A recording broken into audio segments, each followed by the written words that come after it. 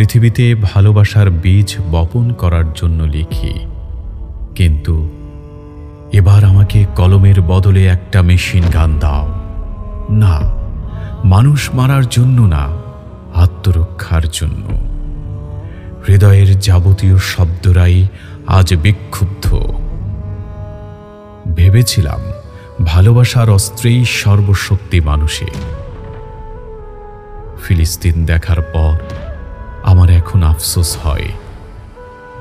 কবিতায় ভালোবাসার বদলে হাইপারসোনিক অস্ত্র মজুদের জন্য মানুষকে উৎসাহিত করতাম ভালোবাসার চেয়েও আত্মরক্ষার গুরুত্বে। ফিলিস্তিনের আকাশের দিকে তাকালে চোখ দুটো বিস্ফোরিত হয় হৃদয়ের যাতনায়। চোখের নিকটেই তো অনন্ত সীমাকার। কই আবাবিল পাখি, কই আল্লাহর পক্ষ থেকে ফিলিস্তিনিদের জন্য আবাবিল নুসরাত? ইসরায়েলের বোমার আঘাতে কেঁপে ওঠে গর্ভের ভ্রূণ পর্যন্ত, অথচ ফিলিস্তিন ছিল পৃথিবীর প্রথম কেবলার শান্তির দিগন্ত। ইসরায়েলের ধ্বংসে ফিলিস্তিনের রক্তের প্রবাহমান ধারা ভেসে যায় অগণিত মুসলমানের বুক বেয়ে বেয়ে।